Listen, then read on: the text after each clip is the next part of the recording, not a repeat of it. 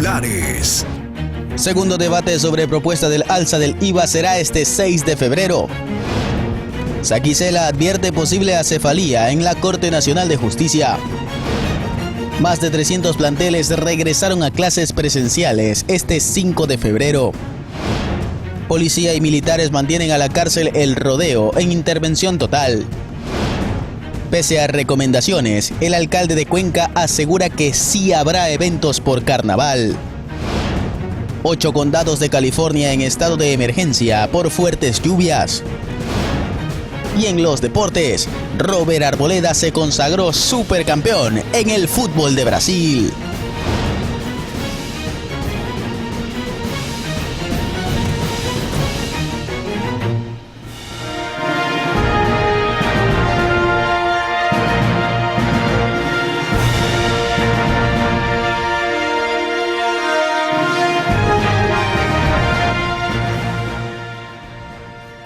Televidentes, muy buenas noches y bienvenidos a Noticias Oromar, emisión estelar.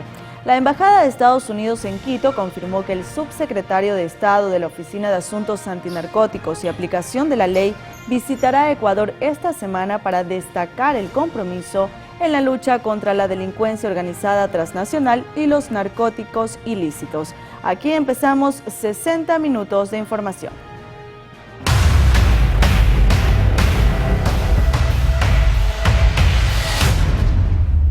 El Consejo de la Judicatura solicitó al presidente de la Corte Nacional de Justicia los nombres de los conjueces titulares para el proceso de reemplazar a 4 jueces que fueron recientemente cesados.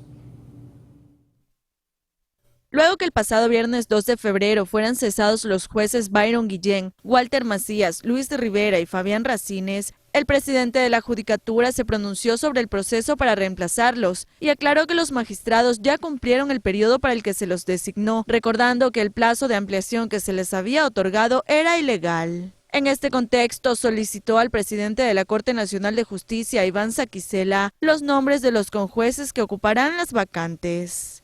Tenemos que llenar las vacantes. Hemos pedido al señor doctor Iván Saquicela, presidente, hasta el 5 de febrero, le hemos solicitado que nos envíe, ¿no?, los nombres de los jueces titulares.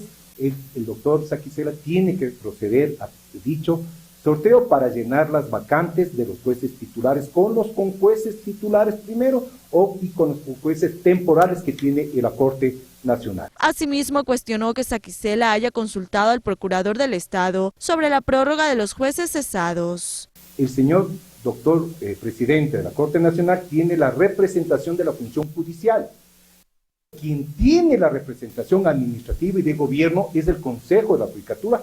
Por lo tanto, el dictamen del señor Procurador General del Estado no es vinculante para el Consejo de la Judicatura en la cuestión de la prórroga. Sin embargo, en cuanto a la prórroga en el cargo de Saquicela como presidente de la Corte Nacional de Justicia y de quien su último día en funciones regulares era este 5 de febrero, Román señaló que no es competencia de la Judicatura. Lo que tiene relación a la presidencia de la Corte Nacional es un problema del Pleno de la Corte Nacional. Nosotros no tenemos ninguna competencia, no podemos pronunciarnos sobre ese tema. También se refirió a la situación del vocal Javier Muñoz, quien se encuentra cumpliendo prisión preventiva en la cárcel 4 de Quito. No ha perdido todavía la condición de vocal. Viene el punto. Entonces, la norma del 258 dice ausencia e impedimento. Subrogará o será la vocal suplente el que le subroga o se principaliza. Pues, nosotros en el 258 no tenemos esa regla clara. Por lo tanto, por ese motivo, el señor director general consultó, en este caso, al Procurador General del Estado para que nos inteligencie. Y ese es el motivo por qué todavía el doctor Javier Muñoz sigue en funciones. En tanto, las vacantes de los conjueces que asciendan a ser titulares por los 4 magistrados cesados serán llenadas con los jueces de las Cortes Provinciales hasta que culmine el proceso de selección para jueces y conjueces nacionales. Tania Loor, Noticias Oromar. Y seguimos con este tema porque Iván Saquicela, presidente de la Corte Nacional de Justicia, advirtió que este alto tribunal está siendo azotado por una situación grave y que incluso corre peligro de quedarse en una autoridad principal. Saquicela también indicó que este lunes 5 recibió la disposición de la Judicatura para que elija a los conjueces que deben tomar el lugar de los 4 jueces nacionales que terminaron su periodo de funciones en la Corte. Como antecedentes, a inicios de este año, la Judicatura anuló el concurso para asignar nuevos jueces nacionales debido a las irregularidades que se presentaron en este proceso, donde se vio envuelto al expresidente del organismo, Wilman Terán, quien ahora cumple con prisión preventiva por delincuencia organizada, por lo que el titular del máximo organismo de justicia hizo un llamado a Álvaro Román, presidente de la Judicatura, para que se resuelva la situación de la Corte Nacional. Si yo soy el presidente en funciones y hay un respaldo de la ley y de la Procuraduría General del Estado, que es obligatorio y vinculante, no podría el Consejo de la Judicatura no emitir una acción de personal. Y si es que no lo emite u omite, entonces significaría que estaría diciendo que no existe presidente de la Corte. Y al decir que no hay presidente de la Corte, me estaría desconociendo. En temas legislativos, este martes será el segundo debate de la Ley Económica Urgente que pretende incrementar el IVA del 12 al 15%. Según trascendió en la Asamblea, no habría el apoyo necesario para aprobarla, por lo que se procedería con una votación por partes. Esta semana es decisiva en la Asamblea Nacional, esto porque se tramitarán leyes que son decisivas para el país en medio de la crisis de seguridad y conflicto armado interno. Es así que la mañana de este martes está previsto que se lleve a cabo el segundo debate del proyecto de ley orgánica para enfrentar el conflicto armado interno, la crisis social y económica, la que permitiría incrementar el IVA en 3 puntos. Los cabildeos y conversaciones se intensifican para llegar a posibles acuerdos y consensos, aunque existen también posturas radicales a favor o en contra de esta ley calificada por el régimen como de urgente. Paul Buestán, legislador de Construye, afirmó que se mantendrán cautos y esperarán primero conocer las mociones para tomar una decisión. De acuerdo al tema parlamentario, se puede poner una moción para poder votar por bloques. Sin embargo, nosotros creeríamos que lo responsable, en primer lugar, sería que se sincera la economía. Y sobre todo mañana eso tiene que salir a la luz. Nosotros lo haremos como bloque de Construye 25, haremos nuestra posición de que se necesita un plan económico, de que se necesita que las observaciones que hemos hecho puedan ser tomadas en cuenta. Y claro, en lo que respecta a la forma de votación ya tendrá que verse, sobre todo con respecto al impuesto a los 3 puntos, a la creación del impuesto al valor agregado, al aumento. Eso sería lo que nosotros estamos en este momento haciendo un análisis técnico. En Pachacutica, en cambio, mantienen su radicalidad. No apoyaremos el incremento del IVA del 12 al 15% porque eso implica meterle la mano al bolsillo del pueblo ecuatoriano.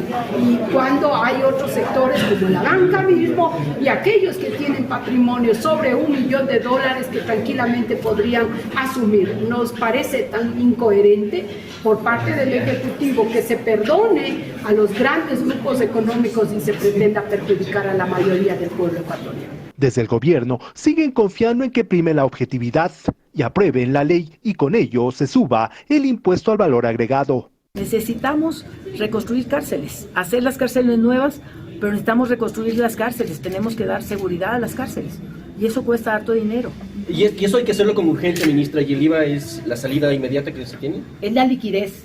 Por eso es importante. Habrá muchas otras alternativas económicas, pero para ir fortaleciendo el erario nacional. De lo que trascendió en el Pleno, no habría el apoyo ni los votos para esta nueva legislación y por eso se votaría artículo por artículo. En Quito, Juan Correa Rodríguez, Noticias Oromar. Luego de la aprobación del informe sobre la crisis energética en Ecuador, la presidenta de la Comisión de Fiscalización, Pamela Aguirre, insiste en que el exministro de Energía, Fernando Santos, y el exministro de Economía, Pablo Arosemena, deberán ser llevados a juicio. Escuchemos. Bueno, la responsabilidad política de Santos Alvite, nosotros tenemos que llevarlo a un juicio político y tenemos que censurarlo a Santos Alvite. Santos Alvite no puede vivir campante luego de haber hecho una destrucción tal en el sector eléctrico. Asimismo, en el caso de Pablo Arosemena, que también es un ministro que todavía está en el Ecuador, él fue ministro de Economía en el gobierno de Guillermo Lasso, y Pablo Arosemena indicó en la comisión primero que se enteró de los apagones por televisión. Eso es inaudito. El ministro de Economía debe estar presente y debe hacer seguimiento a decisiones tan importantes como la compra de energía a Colombia. Segundo, según las denuncias presentadas por CENEL y por SELEC, él le quitó recursos al sector eléctrico. En otro tema, 2 personas fueron llamadas a juicio por el asesinato de Rubén Che y otras 3 personas ocurrido el 30 de marzo de 2023 en Punta Blanca, Santa Elena. La Fiscalía informó que un juez de la Unidad Judicial Penal con sede en el Cantón La Libertad de Santa Elena acogió su pedido dentro de este caso. Los implicados son José Z y Alex M, quienes cumplen prisión preventiva desde julio pasado. Recordemos que Cherres fue vinculado en una supuesta trama de corrupción en las empresas públicas y también era parte del informe policial denominado León de Troya, en el que se investigaban sus presuntos nexos con una organización de narcotraficantes denominada la Mafia Albanesa.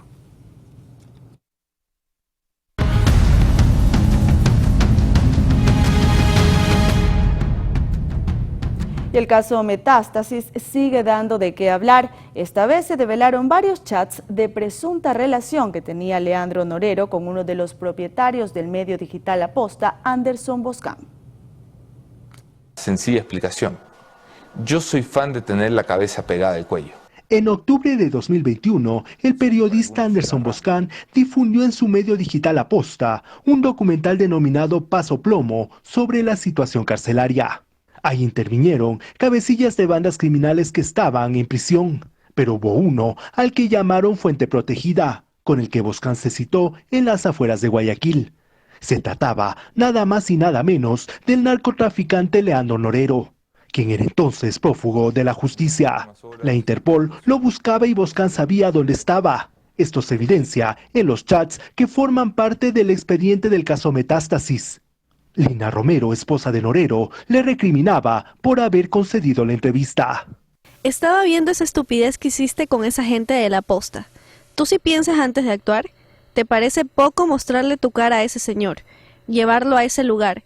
Todo para hablar de esos presos y putas. Me hartas, te lo juro. Fue a raíz de ese encuentro que Norero y Boscan habrían estrechado lazos de amistad. De acuerdo con lo expuesto por la Fiscalía, se siguieron comunicando incluso cuando el criminal ya estaba en prisión. El nivel de confianza era tal que Norero le hacía incluso confesiones al periodista. El 15 de junio de 2022, por ejemplo, le confirmó a Boscan que fue alertado por alguien de la Fiscalía antes del allanamiento a su mansión y que esto le dio tiempo para llamar a su abogada. El parte del allanamiento a la casa de Norero en San Borondón confirma que la abogada que acompañó a Norero esa noche fue la exfiscal María Coloma. Hermanito, te agradezco mucho. Veo que no me has dado palo. Nada que agradecer, hermano. Ñaño, la ley me humilló. Pero entiendo que tu abogada es una dura. Ese día tenía para escaparme. Me llegó un correo de fiscalía a las 9:30 de la noche. Tuve todo el tiempo de irme, sin embargo, la llamé a ella. ¿Y por qué no te fuiste? Y con ella esperamos sentados hasta las 3:40 que llegaron. Valiente. El narco, en otra conversación que data del 16 de junio, le pide a Boscan que sea su portavoz y que le lleve un mensaje al asesinado candidato presidencial Fernando Villavicencio para que ya no le siga mencionando en sus denuncias. No sé ese Villavicencio por qué se enamora de uno. Si yo en mi vida lo he conocido, me tocó buscarle la verdadera imagen del pulcro de Villavicencio. O usted me aconseja, deje eso nomás, hasta que se aburra. Dígale como amigo, no quiero cometer errores. De verdad, lo único que busco es la libertad de mi familia. No se aburre de los temas, hermano. Él es así. Norero y Boscan también hablaban de política, bromeaban sobre los temas de coyuntura, como la famosa foto de la piscina de la casa de Miami de Javier Jordán, que difundió Villavicencio. En Quito, Juan Correa Rodríguez, Noticias Oromar. En esta misma línea, según informes de la Fiscalía, un mayor de la policía habría lavado dinero para el narcotraficante Leandro Norero a través de un patio de autos.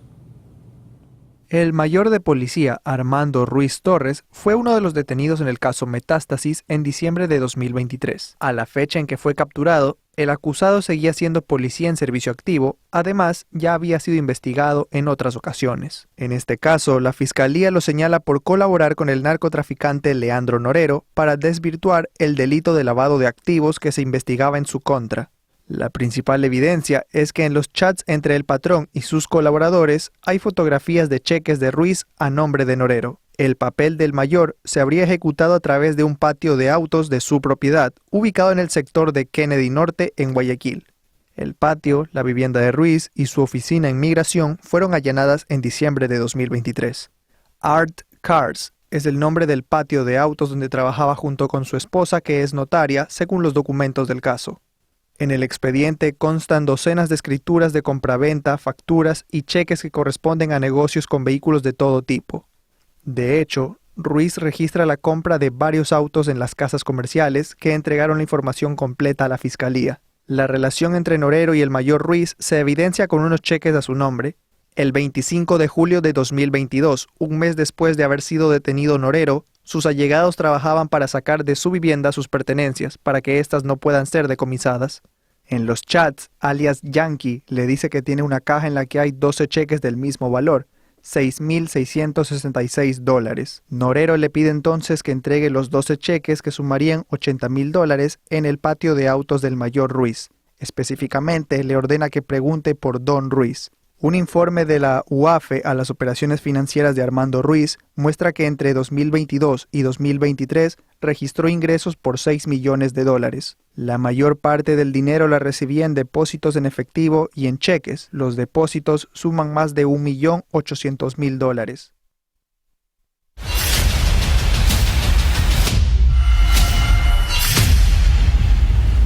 Mónica Palencia, ministra de Gobierno, aseguró que nadie sabía que alias Fito, líder de la banda criminal Los Choneros, pretendía fugarse de la cárcel regional de Guayaquil. Yo creo que nadie sabía que pretendía fugarse específicamente Fito. Yo me ocupo de mis temas y me ocupo bien. Soy una persona bastante formada, tengo 5 títulos preuniversitarios y algunos de posgrado que me hacen entender las realidades del país. No se preocupe por ello, no estoy descuidando la función ni entré a ciegas. Yo tengo que actuar constitucionalmente a base de mis competencias, no de las necesidades de otros ministerios o de otras posibilidades. Tengo que actuar a base de mis competencias y reitero, mi competencia no es el SNAI. Mi competencia no son las cárceles del país. En materia de seguridad recibí un informe formidable de cosas muy bien hechas en seguridad ciudadana. Lo recibí. Pero nadie me habló de que se pretendía fugar Fito, porque creo que si alguien pensaba que se pretendía fugar, a lo mejor lo volvían a trasladar a La Roca. No lo sé, pero yo no hablemos de un pasado que no tiene que ver con la realidad que estamos viviendo ahora. La policía asegura que en la cárcel El Rodeo de Portoviejo las armas de fuego son escondidas en caletas. Además, hay detenidos tras un crimen registrado en Portoviejo. Son miembros del Grupo de Operaciones Especiales GOE de la policía, que lograron capturar a 2 sujetos, presuntos autores materiales de un crimen bajo la modalidad de sicariato, registrado el 4 de febrero de 2024 en el Florón de Portoviejo, en Manabí. Que se trasladaban en un vehículo Kia Sportage color plomo en el sector de la avenida 15 de abril a la altura del Hospital de Especialidades.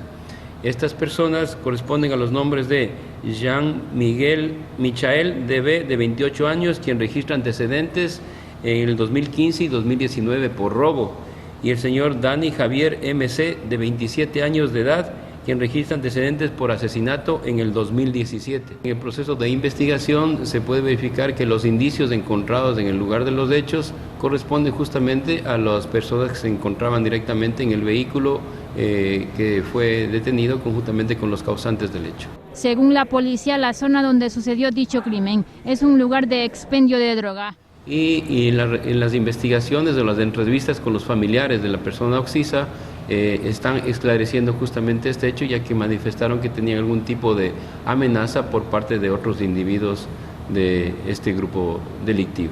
Además, la policía se refirió a los operativos en la prisión El Rodeo de Portoviejo como parte de la declaratoria de estado de excepción y conflicto armado interno. Y es que de acuerdo a la fuerza pública en este centro de privación, mantienen una intervención en su totalidad, con apoyo de los militares, y por ahora están en una etapa de limpieza de los pabellones. Se pudo identificar y localizar diferentes tipos de caletas, las cuales se encontraban en la parte del piso, ya efectivamente todo eso con toda la parte de hormigón armado que se encontraba totalmente cubierta de una situación que fue de un material que ya fue premeditado con anterioridad, se puede manifestar eso, ya que al momento nosotros conjuntamente con las Fuerzas Armadas de escarbar o hacer los orificios, nos damos cuenta que son una capa de 10 a 15 centímetros de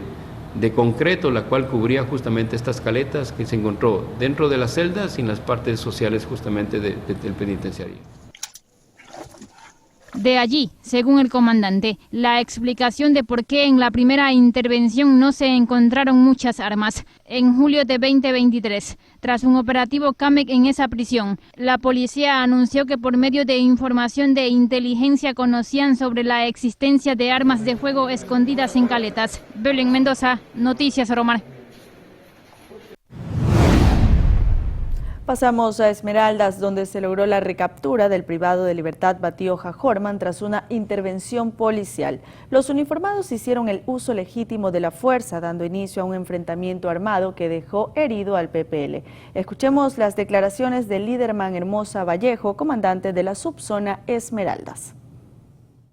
Que un prófugo de la cárcel Esmeraldas se encontraba en el barrio 15 de marzo. Es así que se realiza el operativo pertinente con el fin de lograr la recaptura de este PPL, y las unidades policiales avanzan hasta el punto en donde son recibidos por disparos de arma de fuego por este individuo, y las unidades policiales hacen uso legítimo de la fuerza, procediendo a capturar al individuo PPL, Aldair B., en el punto. Es necesario mencionar que a este individuo se le encontró un revólver con 2 vainas percutidas, y el individuo en estos momentos se encuentra en una casa de salud con custodia policial.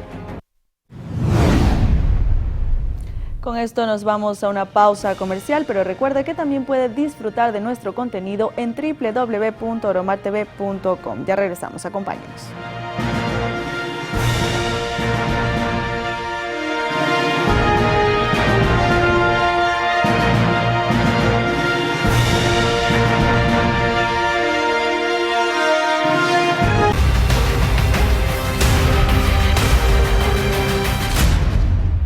Gracias por seguir con nosotros. Un reciente monitoreo del Centro Internacional para la Investigación del Fenómeno del Niño advierte que las condiciones del evento climático se están fortaleciendo. Las primeras lluvias del fenómeno del Niño ya causan estragos en varias ciudades del país. Y es que el Niño que se esperaba sea moderado en 2024 presenta ciertas condiciones que pronostican un ligero fortalecimiento, según la alerta tras un monitoreo del Centro Internacional para la Investigación del Fenómeno del Niño. Según el CIFEN, en el Océano Pacífico Central la temperatura del mar tuvo un incremento de 0.1 centígrado en relación a la semana anterior. Este aumento de la temperatura promedio en el mar es una de las características propias del fenómeno climático, mientras que en la costa frente a Ecuador y Perú, el incremento de la temperatura fue incluso mayor que en el Océano Pacífico Central, donde la temperatura estuvo 0.3 centígrados más cálida que la semana anterior. El último valor observado fue de 1.0 centígrados, más de lo normal. Además, los vientos han variado y han empezado a moverse hacia el oeste en las últimas semanas. Esta condición también ha ayudado al ligero incremento de condiciones típicas del Niño en la región. Precisamente en Ecuador, un reporte del INAME indicó que se esperan más lluvias y tormentas eléctricas hasta el 7 de febrero. María José Pino Argote, Noticias Oromar. Precisamente el Instituto Nacional de Meteorología e Hidrología INAMI pronostica fuertes lluvias en todo el país y se mantendrán hasta este miércoles.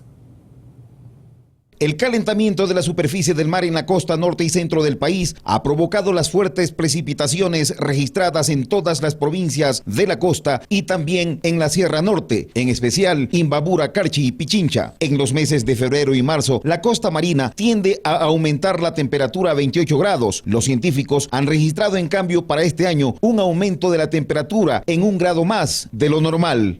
Y esto también origina y repercute para que la atmósfera también sienta este calentamiento, se torne inestable y también las lluvias se concentren sobre esta parte del país. El año pasado, según los registros, estuvo por los 5 grados encima de lo normal, lo que avisoraba que el fenómeno del Niño venía con gran intensidad. Mas, en septiembre del año pasado, llegaron corrientes frías que redujeron la temperatura. En la segunda quincena de enero, la sierra y la región oriental registraban una condición bastante seca. Desde finales de enero e inicios del mes de febrero, las cosas cambiaron. Los proyectos hidroeléctricos se han visto beneficiados con las precipitaciones. El experto del Instituto Nacional de Meteorología advierte que hasta el miércoles de esta semana, los ecuatorianos soportaremos fuertes lluvias acompañadas de tempestades. San Pedro seguirá abriendo con generosidad aumentada sus llaves por estos lares.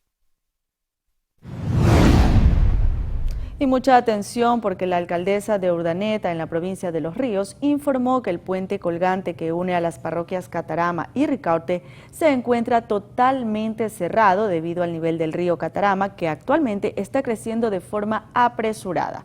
Asimismo, instó a las familias que habitan cerca de las riberas del río a tomar las medidas de precaución correspondientes.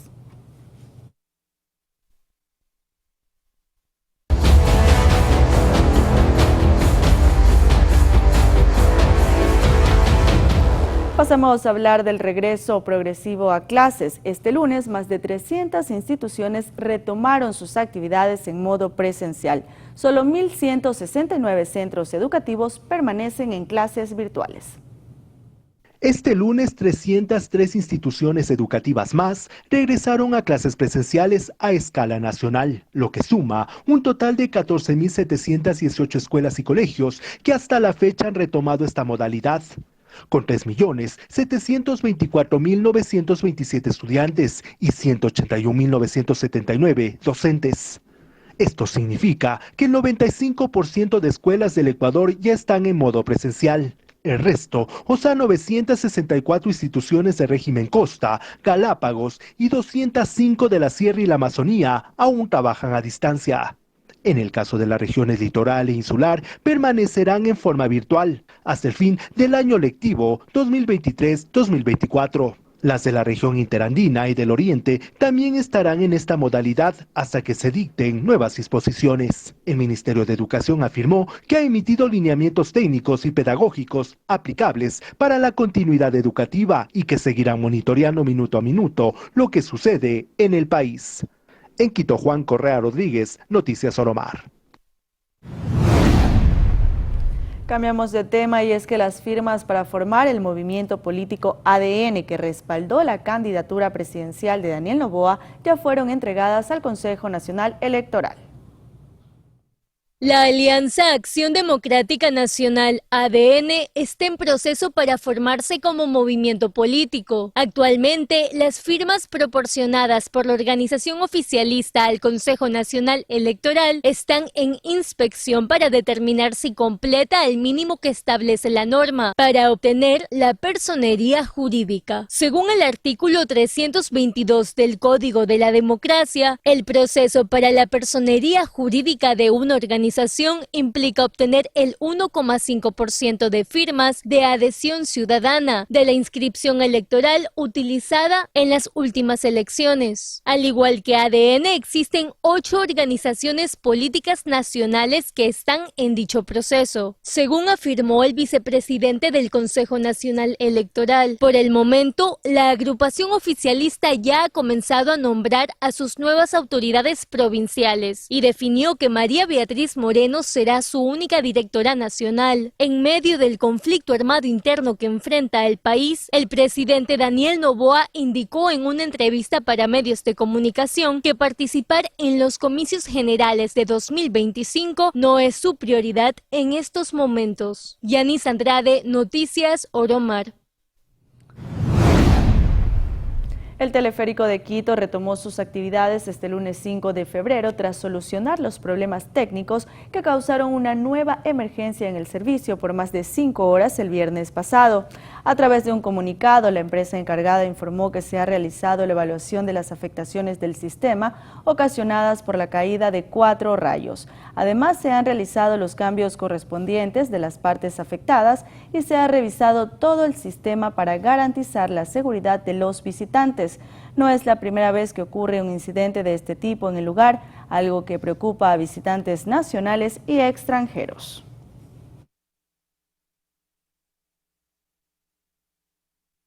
La construcción de una autopista en la vía a la costa que brinde acceso al nuevo aeropuerto de Guayaquil contemplaría un túnel que pasaría por debajo del bosque Cerro Blanco. Son estudios que buscan encontrar una alternativa de bajo impacto ambiental para construir una vía que acceda al nuevo aeropuerto de Guayaquil, aunque inevitablemente esto incluya un túnel bajo el bosque Cerro Blanco. Hoy hemos socializado el proyecto del nuevo aeropuerto internacional de Guayaquil y los planes y obras complementarias, donde se impulsarán soluciones viales que no solo conecten a la ciudad con el aeropuerto, sino que también solucionen la congestión vehicular en la vía a la costa. Para muchos es el precio del desarrollo. Es indudable que la vía a la costa soporta demasiado tráfico y que una nueva autopista podría descongestionar el flujo del mismo, además de atender la necesidad de llegar a la nueva terminal aérea. Estamos comprometidos con el desarrollo sostenible, como lo ha pedido el alcalde, como lo ha pedido Autoridad Aeroportuaria, que esto contempla 3 ejes: ambiental, social y económico. En esta fase del proyecto lo que se está haciendo es obtener información geológica de las rocas que hay bajo la superficie, por donde cruzaría el túnel, que es una de las obras principales que tiene este proyecto, y obtener la información necesaria para definir la mejor alternativa y el mejor sistema constructivo para esta obra. Para conocer la factibilidad de que un túnel de 3 kilómetros de longitud sea construido a 300 metros de profundidad bajo Cerro Blanco, se tomará muestra del terreno. La misma no implica desbroce de vegetación ni invasión del área protegida, aseguran los especialistas. Cristian Arias, Noticias Oromar.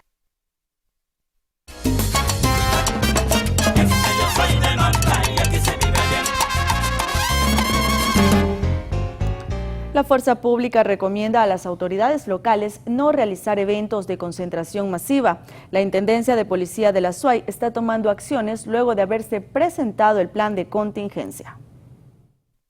En Azuay, debido a la situación actual del país, pero principalmente debido al reciente traslado de presos de alta peligrosidad, las Fuerzas Armadas y Policía Nacional recomiendan no realizar eventos de concentración masiva. No sería conveniente en estos momentos confiarnos y después estar lamentando cualquier tipo de consecuencias de que estos grupos puedan tomar alguna reacción. Más aún con todas las actividades que viene cumpliendo Fuerzas Armadas en contra de estos grupos terroristas. Según informaron en rueda de prensa, el objetivo de la Fuerza Pública a vísperas de un largo feriado serán las cárceles de Turi y Azogues. Es así que se planificó la presencia de más uniformados en ambos sitios. Para lo cual hemos traído personal de los cantones rurales para poder reforzar la seguridad del centro carcelario penitenciario. Inclusive nos ha tocado en algunas ocasiones concentrar personal de algunas UPCs de aquí de la ciudad para poder reforzar el patrullaje y no descuidar la seguridad de la ciudad. Esto no significa que no habrá agentes en espacios públicos o ejes viales para los operativos de control, dejaron claro las autoridades.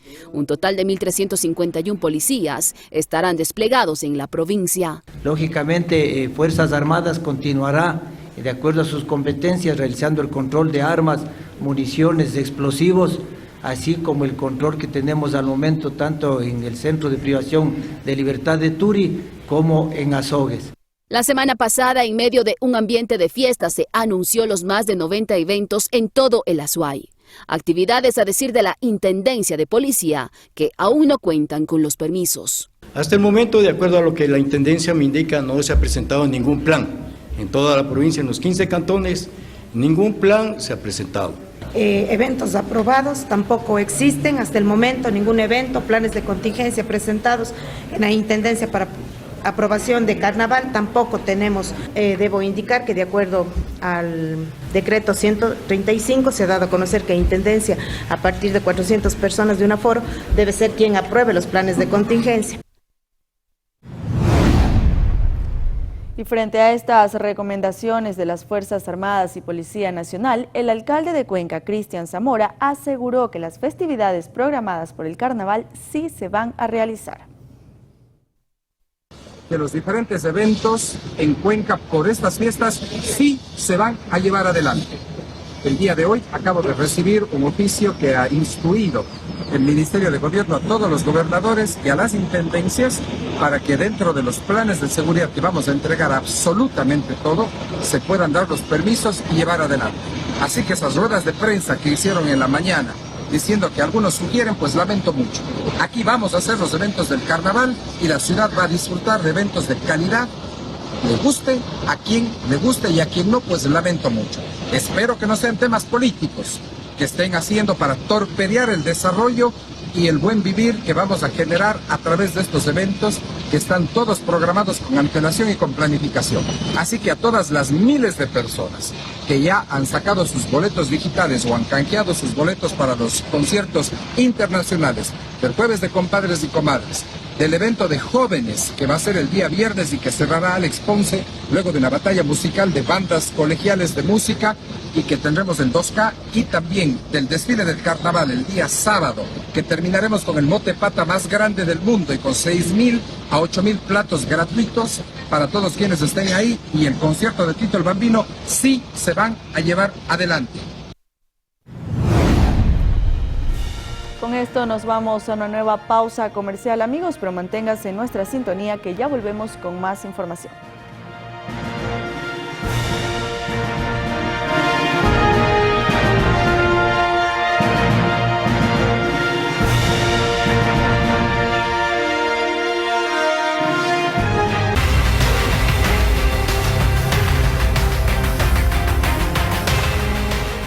(21:41) y les contamos que la noche de este lunes 5 de febrero se registró un ataque armado en la calle 12 y avenida 25 del barrio San Rafael en Manta, provincia de Manabí. Según las versiones preliminares, tras una persecución hubo algunos disparos y un hombre quedó sin vida a la entrada de una vivienda.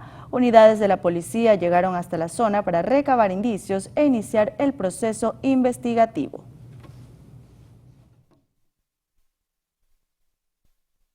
La Policía Nacional ha estado realizando varios patrullajes preventivos para evitar este tipo de eventos, siendo así que hasta el día de hoy, de lo que va del año, tenemos 13 muertes violentas en relación al año pasado, que estábamos ya con 22. Entonces ha existido un decremento. Es importante que la ciudadanía conozca y sepa esto. Sin embargo, hay eventos como el día de hoy que se nos van de la mano. El patrullero estaba a pocas cuadras de aquí realizando patrullaje cuando escucharon detonaciones similares a las de un arma de fuego, por lo que inmediatamente avanzaron las unidades al sector y los moradores supieron manifestar que dos ciudadanos en una moto con vestimenta negra habían procedido a dispararle al ciudadano hoy occiso de nombres Dani Miguel Conforme Sánchez, de 36 años de edad, sexo masculino. Inmediatamente por la radio reportaron a todas las unidades las características de la moto, la vestimenta de estos individuos. Se realizaron varias intervenciones en diferentes puntos de la ciudad. Se cerraron a través del Código 3 los puntos por donde habitualmente los delincuentes huyen, pero no tuvimos resultados. Un hombre fue encontrado sin vida en la avenida Simón Bolívar, cerca de un intercambiador en el suroriente de Quito. Freddy Raza, subcomandante de la Policía del Distrito Manuela Sáenz, dio más detalles sobre este caso. Sí, estaba circulando en un vehículo, el cual también se verificó no tenía ningún inconveniente el vehículo. Vale recalcar, sí, que la persona acompañante se registraba antecedentes policiales y también este vehículo estaba circulando con las placas tapadas, lo que da a entender, nos da una hipótesis más bien de que las circunstancias se dieron de otra forma. Es por eso que unidades investigativas, unidades de inteligencia se pusieron a realizar todo el trabajo técnico de campo. Fuerzas Armadas de Ecuador en el cantón Tulcán, provincia del Carchi, llevaron a cabo la destrucción de 20.696 unidades de material explosivo, lo que comprendió cápsulas ordinarias Emulsen, explosivo casero Emulnor 3000 y 5000, así como 3.357 metros de mecha lenta, cordón detonante, 10 kilogramos de ANFO y 25.326 unidades varias de fuegos de artificio.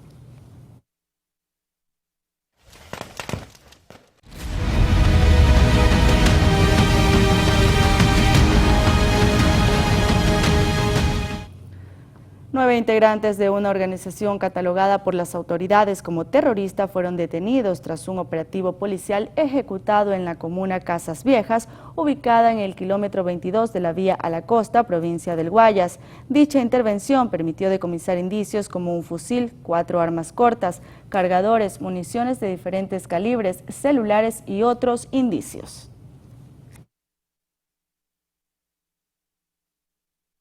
Y pasamos a Esmeraldas, concretamente al cantón Quinindé, donde se siguen ejecutando operativos militares. En uno de los más recientes se aprehendió a alias Rajan, presunto cabecilla de la organización catalogada como terrorista Los Tiguerones.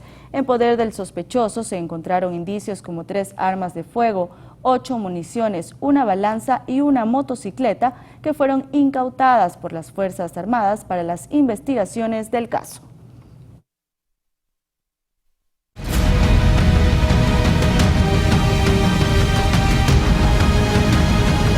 El embajador de Estados Unidos en Ecuador, Michael Fitzpatrick, se reunió con otros 4 embajadores para abordar la cooperación conjunta para combatir al narcotráfico en el país. La reunión fue encabezada por el embajador de Estados Unidos en Ecuador, Mike Fitzpatrick. El funcionario se reunió con los embajadores del Reino Unido, Bélgica, Países Bajos y Alemania para analizar las áreas de cooperación conjunta al Ecuador para combatir al narcotráfico. El encuentro de los 5 embajadores se da casi un mes después de que el gobierno nacional declarara el conflicto armado interno por la escalada de violencia debido a la presencia de grupos de crimen organizado. Esta reunión es parte de la visita de una delegación de aproximadamente 50 alcaldes, policía y autoridades portuarias de Amberes, Rotterdam y Hamburgo. Estas últimas interesadas en apoyar al Ecuador en la seguridad marítima y portuaria, teniendo en cuenta el antecedente que el último año los países europeos se han convertido en el principal destino de los cargamentos de droga que se envían desde Ecuador. De hecho, el 80% de la cocaína que sale del país va a la Unión Europea, o por lo menos es lo que sostuvo el pasado octubre de 2023 el embajador de la Unión Europea en Ecuador. De allí que Fitzpatrick compartió en la reunión lo que Estados Unidos está haciendo para combatir el narcotráfico en nuestro país. En este sentido, destacó la importancia de trabajar en conjunto para fortalecer la seguridad. María José Pino Argote, Noticias Oromar. Un juez dictó prisión preventiva para un colombiano y 3 ecuatorianos por su presunta participación en el delito de tráfico ilícito de sustancias sujetas a fiscalización a gran escala. Los procesados fueron capturados a 45 millas náuticas de la costa de Esmeraldas el pasado 3 de febrero por miembros de la Dirección Nacional de Investigación Antidrogas en un trabajo conjunto con la Armada cuando se movilizaban en una lancha rápida con 50 sacos de cocaína que corresponde a 1.2 toneladas de droga. Además, en la operación decomisaron 45 canecas con combustible, una radioboya, 3 motores fuera de borda, un dispositivo de geolocalización y una hoja de papel con coordenadas escritas a mano.